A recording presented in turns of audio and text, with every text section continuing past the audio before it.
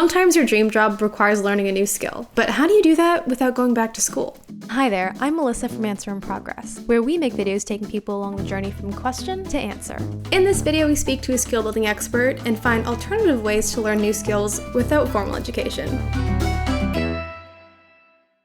Okay, so full disclosure, I studied creative industries in university, and now I run a media production company, a creative industry. But even though I'm apparently one of those rare cases of people applying their degree in their work, I often find myself needing to learn new skills that they never mentioned in school, and I'm not alone. According to this white paper by Lucian, only 39% of students feel very prepared to join the workforce. And that's kind of startling, because that's less than half. But I think that's because school isn't supposed to teach you everything that you're ever going to need to know for work or life. And I know that I can't deal with the mental or financial burden of university again. So I've heard about upskilling, but I'm not exactly sure where to start. How can we gain new skills without going back to school? So to help answer that question, I spoke with Bailey Parnell.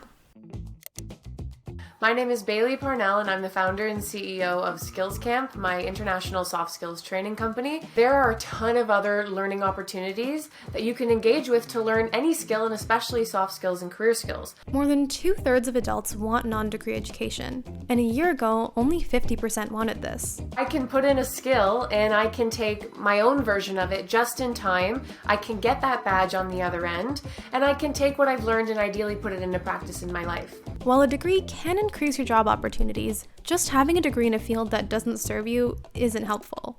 It's about leveraging what relevant skills you have. This study concludes that employers rank traditional education as on par with other credentials such as knowledge-based, technical skills, and soft skills. So if a degree isn't a must, how do we build new skills?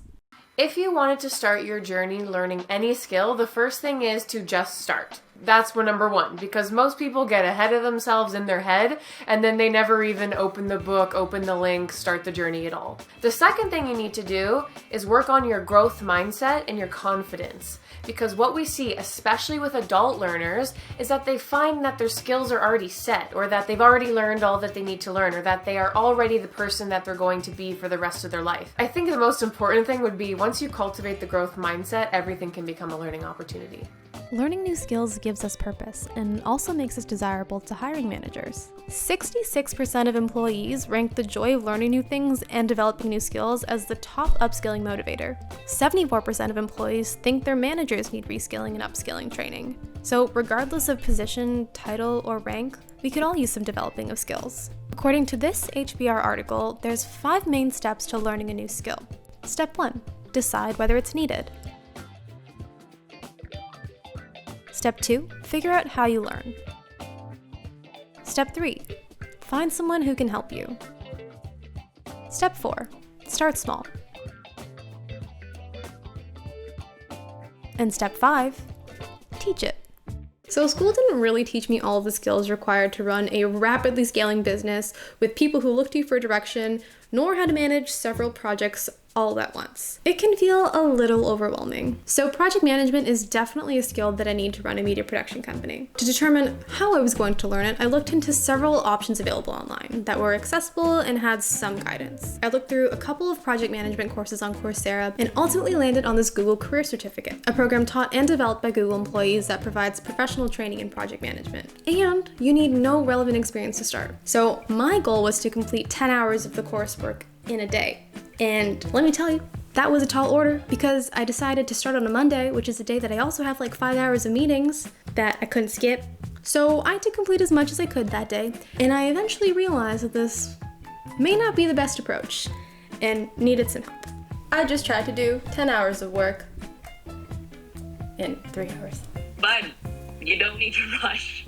It is better to just go slowly and succeed at your own pace than just burning out and not finishing. So that brings us to step 4. Break it down into manageable chunks, which I did not do. I learned that one the hard way.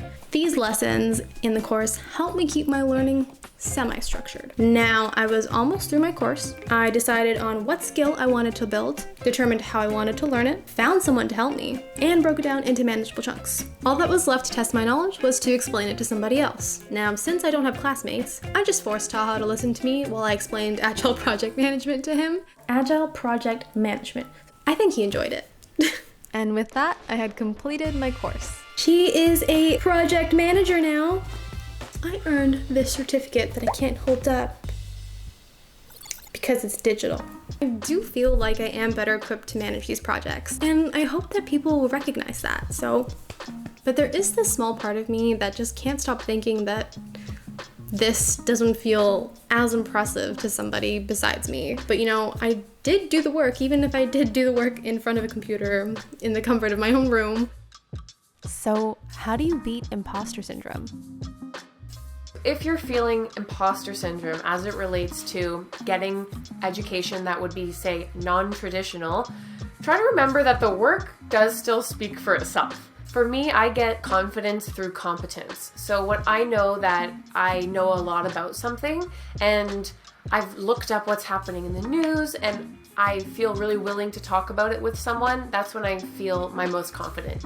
Hiring managers ask for the degree because it's a very quick way for them to check off that you were able to do certain hard skills, certain soft skills. You clearly have some diligence. You're able to go through the rigor of the full program. You were able to succeed throughout hardship and throughout a long period of time. So it's easy for them to check that off. But now 96% of hiring managers are going to Google search you before they actually hire you. So what are they finding? Are they finding like a really clean, nicely put together, detailed LinkedIn profile that explains the exact kind of work that you've done?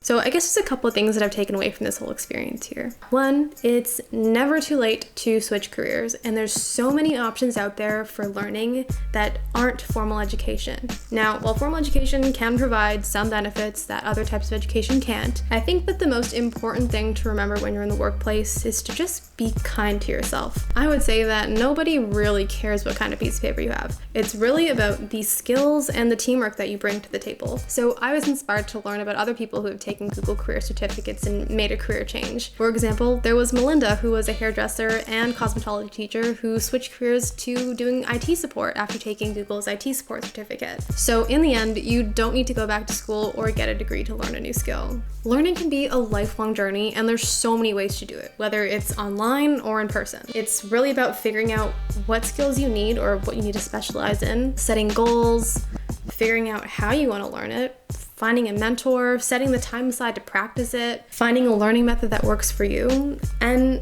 not giving up. So if you're interested in seeing what other certificates Google has to offer, be sure to check the link in the description, or you can visit grow.google/certificates. If you like this video, be sure to subscribe to this channel and give it a like, and also check out the other videos in this series where we talk about career capital, time management for skill building, and also assessing whether a job is right for you. That's all. I'm Melissa. Now I have a project management certificate,